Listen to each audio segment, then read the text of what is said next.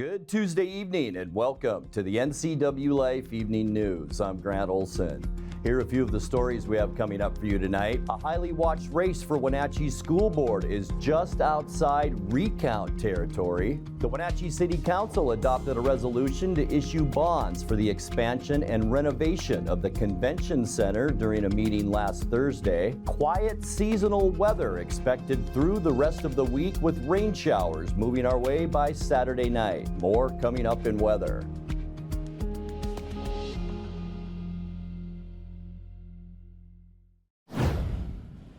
A Brewster man is jailed in Longview and charged with attempted child rape after a sting operation aimed at potential sexual abusers. The Washington State Patrol says 53-year-old Featur Dodge was arrested October 29th and is charged in Cowlitz County with attempted child rape. Dodge was among 15 people taken into custody in Operation Net Nanny, a continuing law enforcement project that lures potential offenders with false offers to sexually exploit an underage victim. Dodge remains held in the Cowlitz County Jail on $100,000 bond. He was the only suspect arrested from North Central Washington. All others hail from Western Washington.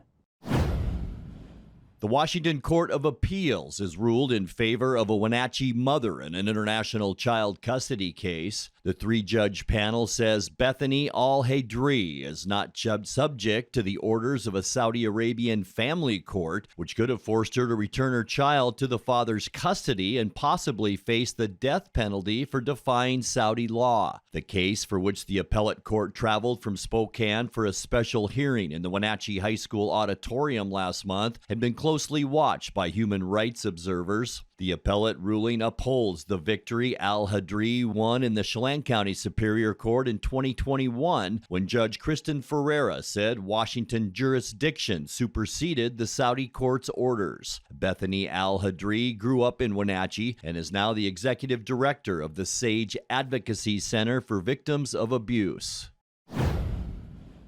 A highly watched race for Wenatchee School Board is just outside recount territory. A mere 19 votes separate the incumbent board member for District 2, Maria Iniguez, from her challenger, Randy Smith. That's the tally after a Monday night count of ballots that hadn't yet been tabulated since election night. The difference between the candidates is exactly 0.5%. Any race with a difference less than that percentage triggers a mandatory machine recount. The Iniguez-Smith race proved the narrowest of all the county's November 7th elections. Just over 8,000 registered voters reside in District 2, of whom nearly half cast a ballot for school board.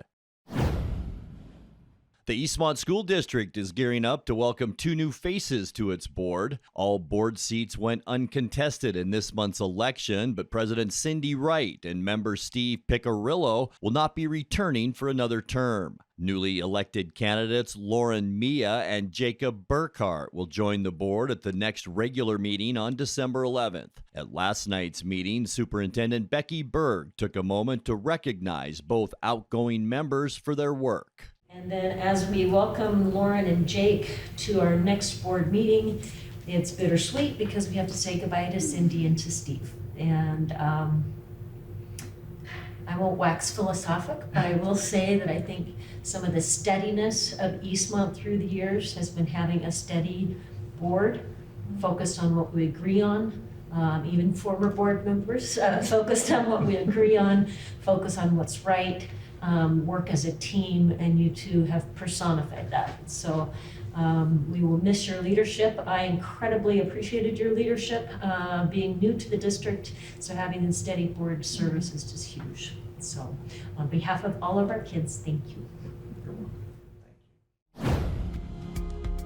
When we come back, Washington's population is expected to grow by more than 1 million people over the next 15 years. And seasonal road closures continue around North Central Washington, this time on Horse Lake Road outside Wenatchee. I'm Grant Olson, and you're watching the NCWLIFE Evening News.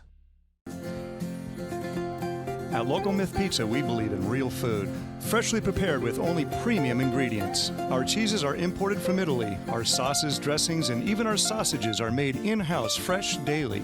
featuring Northwest craft beers and 30 Chelan Valley wines and ciders. Family fun and amazing food.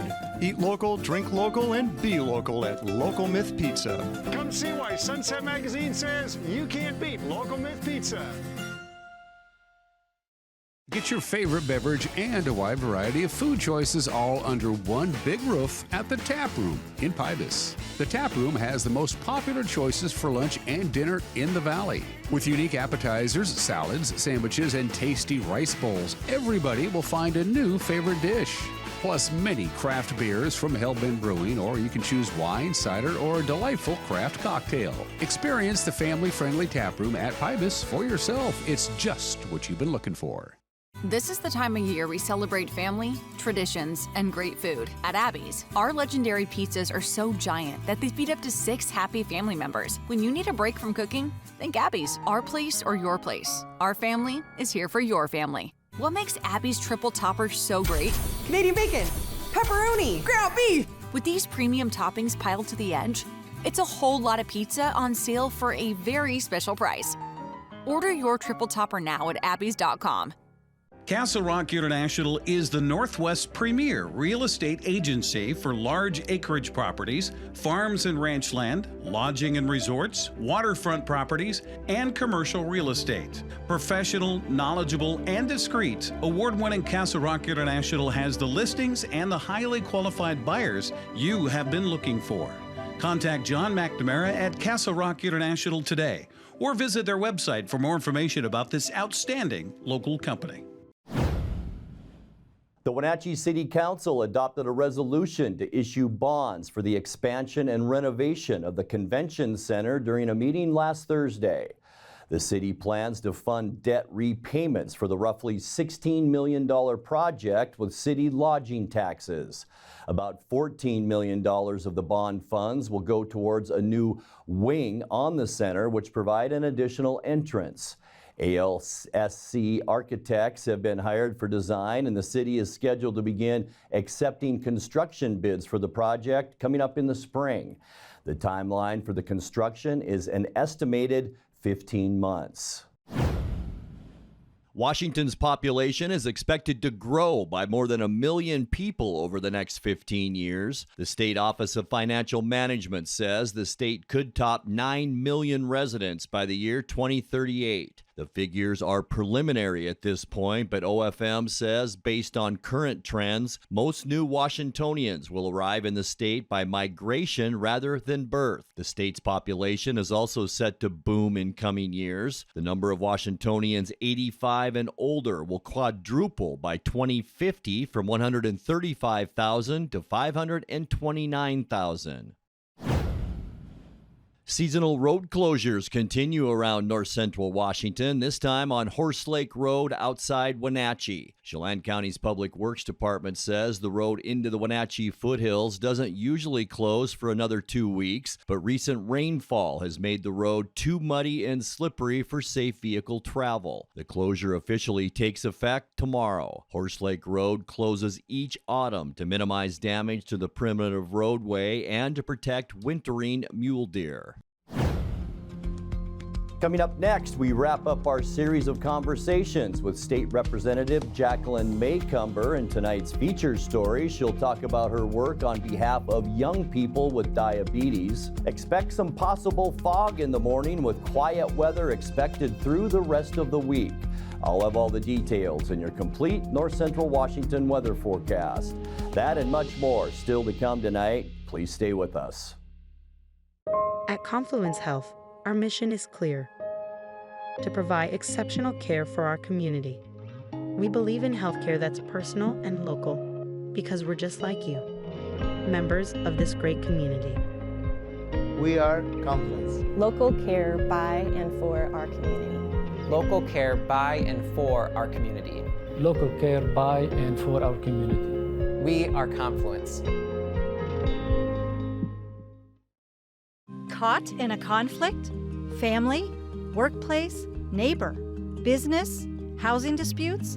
Wenatchee Valley Dispute Resolution Center provides mediation services, a cost-effective and efficient way to provide a written resolution to disputes and issues. Plus, we offer mediation training and community education on conflict resolution and communication skills. Contact us to learn more. If you're helping a relative, friend, or neighbor with tasks like shopping and meals, then you're a family caregiver, and we celebrate you. November is National Family Caregiver Month, when those who selflessly assist relatives, friends, and neighbors are honored for their work. Aging in Adult Care can help you help them with chore services, respite, and home-delivered meals. Call Aging in Adult Care of Central Washington at 1-800-572-4459 for family caregiver support. Let Merry Maids custom cleaning experts help you clean up your to-do list. Between work, kids, and pets, it's hard to find time to keep up. Let Merry Maids of Wenatchee help. Merry Maids cleaning experts can help keep your home or business fresh, neat, and exactly how you'd clean it, if only you had the time. Call now for a free estimate, 509-663-1710. Serving Chelan and Douglas counties, Merry Maids, let us help. State Representative Jacqueline Maycumber spent last week introducing herself to new constituents in the Wenatchee Valley. She began representing most of Douglas and Okanagan counties after redistricting 2 years ago. In tonight's feature story, she spoke with NCWLIFE's Jefferson Robbins about her work on behalf of young people with diabetes in Washington, including her own son, and about the potential for grizzlies to be seen again in the North Cascades Range. You had one bill that would have capped the cost of insulin for patients under 21. Didn't pass this most recent session. Are you disappointed about that? Do you see that being revised and brought back? Well, 2 years ago, I got the bill passed to cap it at $100, so that was a big step in the right direction. Making sure that we have the conversation and that we look at medical costs. I think that's really important. Yes, I would have liked to seen it capped for the youth to really see that they have the opportunity. This is, and a lot of people don't know, it is a life-saving drug. So it's not something that you can not take. It's not something that you can ration. It's life or death, and sometimes life or death by the hour. So having that conversation, how do we provide that medication to individuals and making sure they have access to it? I think that is one. I'm now in a group of parents that I never thought I was going to be in until one day. I am a mother of a type 1 diabetic, and I see the challenges of access and opportunity for those who do not have the ability to afford it and those who have to have it. And so having that conversation is really important, and having access.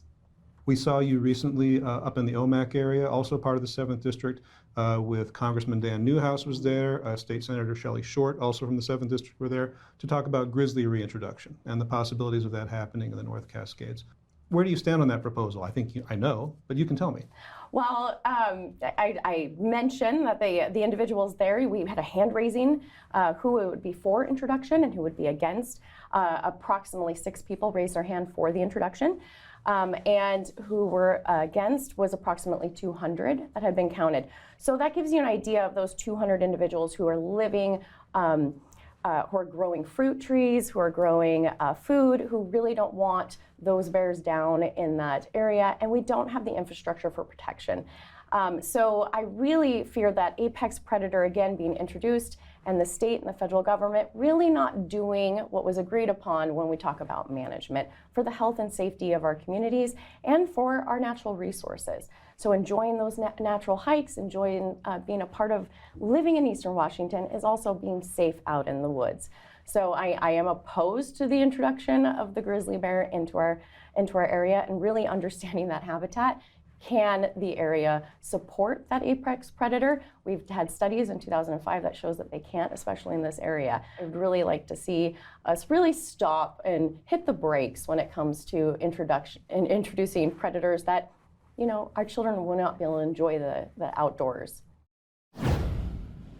Time now for a check of your North Central Washington weather forecast. Hope your Tuesday was a good one. Lots of sun out there today. And boy, it was really a nice day, mid-fall day to late fall day. And you can see all that blue sky as we look down from our Omi Gardens Sky-Fi Tower camera back down at the Columbia River in the Wenatchee Valley. Just a pretty nice day today. Not much in the wind department, a little breeze. So all in all, about a normal day here in North Central Washington. But a lot of fog was in the weather story this morning for areas from about Moses Lake, especially over into Spokane.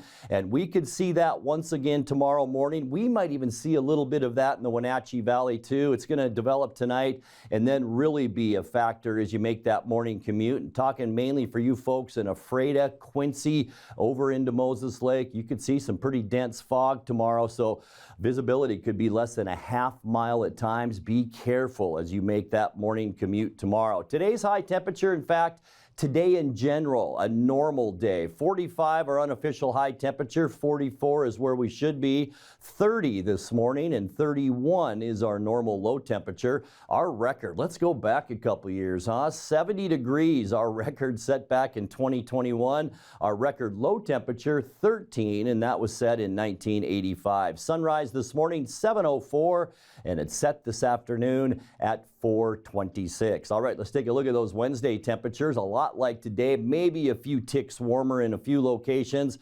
Moses Lake and Ephrata, mid-40s, around 45, 46 in the Quincy area. We will be the warm spot right here in Wenatchee tomorrow at 48. Eniat and Cashmere, not bad either at 47 degrees. And then 46 for Chelan and 45, the high temperature for you folks up in the Omak area. Taking a look at tonight, we expect mostly cloudy sky. That's mainly from this trough of low pressure that's now moving through just about my hometown right there in Joplin, Montana, but it is leaving some clouds behind it, so we'll call it mostly cloudy tonight. For Wednesday, morning clouds, and that's giving way to afternoon sunshine. There's that low as it moves away, and that'll clear us out a little bit in the afternoon, maybe some scattered rain showers for Wednesday. High temperatures in the upper 40s tomorrow, so it should be a decent day as we talked about. Thursday, sunny and seasonal. Our friend high pressure moving into eastern Washington, and that will leave most of us with lots of clear skies. Highs on Thursday about normal into those mid-40s. And then for Friday, mostly sunny to end our work week. We'll call it fair. High pressure sliding just a little bit farther to the east.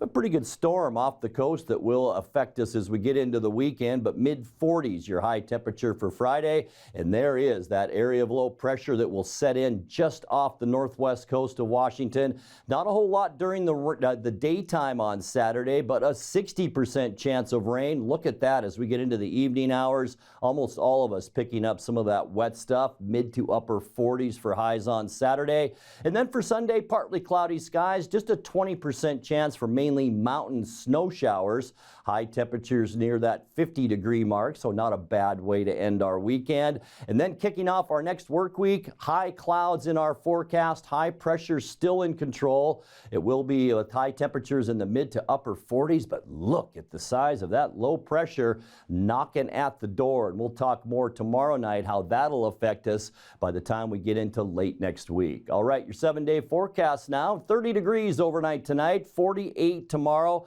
Remember, clouds in the morning and then some sunny skies in the afternoon. We'll see a bit of a north breeze possibly on Wednesday. Not a bad day. Sunny and seasonal on Thursday and 46. 46 as well as we end our week on Friday with mostly sunny skies. Our wet day will be Saturday. Cloudy, a 60% chance of evening rain showers, 47 the high. And then we'll stay in the mid to upper 40s for Sunday and Monday. A chance for just a scattered shower Sunday. Monday, high clouds, and once again, 47 degrees. And that's a look at your North Central Washington weather forecast. Coming up next, tonight's sports report with Eric Granstrom and more as the NCWLIFE Evening News continues right after this. At D.A. Davidson in Wenatchee, they believe your investment success begins with a personalized plan. A plan that is the roadmap you need to navigate your way to living your best years in retirement. D.A. Davidson can help you create a plan so you can take the time to enjoy the finer things in life. Let the financial advisors at D.A. Davidson help chart your retirement future today.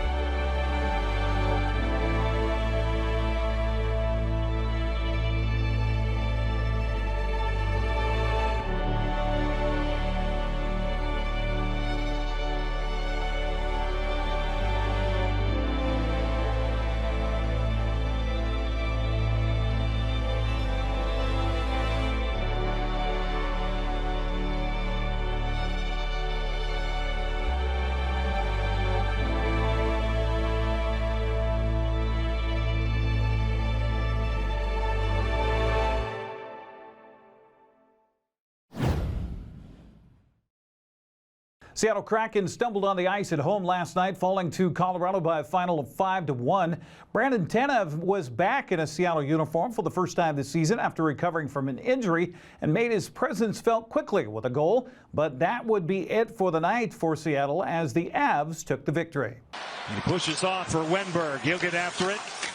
Wenberg out of the corner. Out in front, off the stick of Tanev. Back it goes, Dunn. Here it comes. Stop the rebound. They score! Guess what? It's turbo time! Brandon Tanev makes it 1-0. Seattle off and running.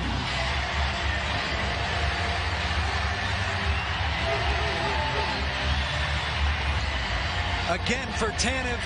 But watch, McCann goes right to the front of net, takes the eyes away from Georgiev. That puck just goes right off the pad. Tanev's able to beat his mark back towards the net. Good shot right there, getting it through from Dunn, but it's Tanev in his work ethic to get back to the front of the net. Cale Makar off the draw. Devon Taves with a shot. Body down off the side of the goal. They score! It's whacked in with Mikko Rantanen. Off the draw. Taves. McKinnon. Devon Taves. Stopped by the cord. They score! It's Ross Colton on the rebound. Getting to it is Jonathan Drouin. Tatar to the outside. Ryan Johansson. Caleb Jones. Makar to the line. Tatar. Makar with a shot. He scores! Cale Makar and Tomas Tatar combined. 15:46 left in regulation. 3-1 Colorado. So the youngster gets out there. Beniers is not necessarily an oldster at 21, but older than 19-year-old Shane Wright. McKinnon. Drouin scores! Jonathan Drouin gets his first goal as a Colorado Avalanche. Blocked, stinging Oleksiak. He gets it back. Mikko Rantanen. McKinnon. Makar. Nathan McKinnon. Makar again, a shot. They score! Down the Chushkin out in front. Power play goal, 5-1 Colorado. Colorado goes to 9-5. 5-3 on the road. They will surround the goaltender, Alexander Georgiev, as the Colorado Avalanche tonight get it done 5-1. After the game, Tanev lamented about how Seattle let Joey Decord down as the Kraken gave up several rushes to Colorado after overloading on the offensive end. When you have playing against some of the best players in the world in a power play like that, the more chances you give them, the better the opportunity they're going to have. I think we left our goaltender out to dry. You know, Joey made some fabulous saves, some 10-bell saves, and unfortunately we weren't there to help him when we needed it. Yeah, that was cool. It's always nice to be supported by the fans. Yeah, that was a cool moment, especially with, you know, I heard that a lot last year. So that was really cool to hear that up here. Just wish we could have given him a better result. Well, you just keep working. I mean, you know, we've got a, you know, it was nice to get Brandon Tanev back tonight. You know, we haven't seen him for 15 games here, so it's nice to get him back in the lineup. We're hoping that, you know, we'll get Ebbs back in sooner than later. We'll see where he's at for the next game. You know, and that will rearrange things a little bit, and we just have to go back to work. Seattle will try to right the ship tomorrow night when they head for Edmonton to take on the Oilers. That'll be at 5:30 on Root Sports Northwest. The Seahawks sit a half game back of San Francisco in the NFC West after a 29-26 win over Washington Sunday. Coach Pete Carroll met with the media yesterday and said while he's happy to get the win, there are plenty of things to clean up before they head to play the Rams this weekend. Well, we had good meetings today coming off this ball game here yesterday. There's a lot of good things that happened. There's a lot of stuff to fix and correct and all that, as always. We feel like we're on it and pleased that we made it out pretty healthy, and looking forward to getting going again this week. So a lot, you guys asked the questions and all, but there was a lot of stuff that I really liked in that game. I liked that we were, and generally I'll say that we got back to playing 60 minutes of football, and it was very similar and familiar to the other games that we've been playing that have been in the same fashion. And to me, that's a big deal. We've got a way that we want to play football, and that will take us all the way through the finish, and I really like that, and it gives us a chance to win in every game. So, Boye Mafe had another sack against the Commanders that broke a Seahawks record with 7 sacks in 7 games. Carroll says the second-year player continues to come into his own. Who would have predicted he'd set a record, for consecutive sacks? But really the sky's the limit. And he's just getting started, and he's still a new guy coming up, but he's playing with such consistency now that it gives him a chance to be available for those kinds of plays. He's got to hit it right on his rush, even though Leonard did set it up beautifully. He's still got to hit it right and time it right. He did it perfectly, and gets a clean sack, nails the quarterback. Perfectly, He was close a number of times on the touchdown pass that they throw to Gibson. I mean, you can't get closer to stopping that play with his rush, and he looks like he's getting held, and he's hitting the quarterback. The quarterback's arm can't even go past the release, He's so close on that one.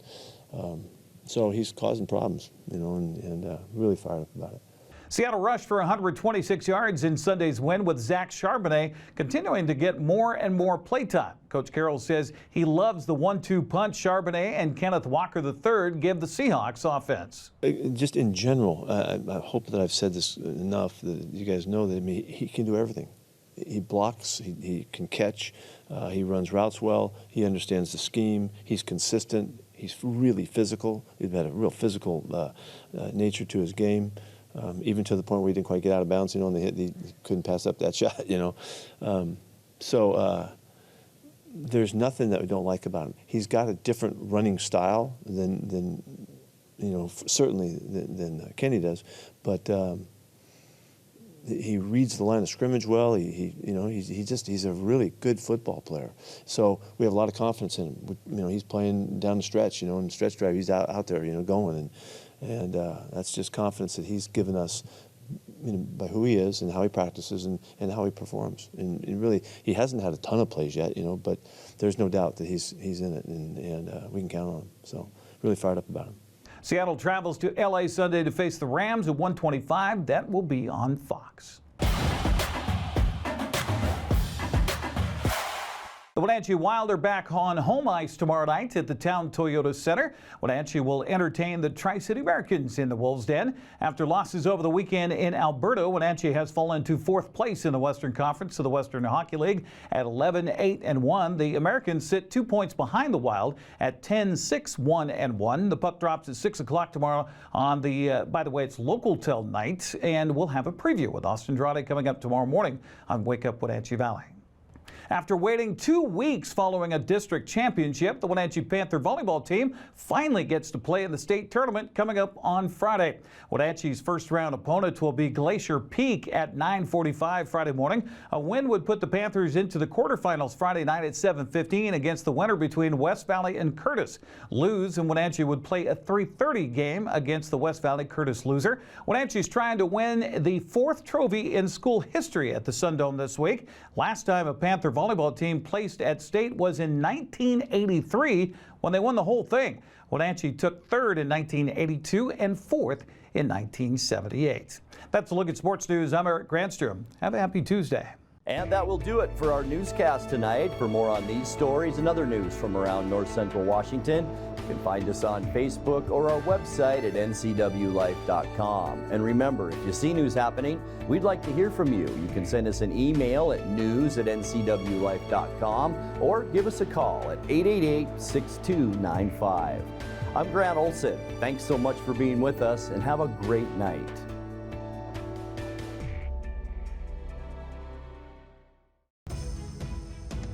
Hello, television family. Grab your cup of coffee each weekday morning and join me. I'm Dan Kuntz, the host of Wake Up Wenatchee Valley. It's Wake Up Wenatchee Valley. It's everything you need to start your day. We're live and we're local at 7 a.m. every weekday on the NCWLIFE channel.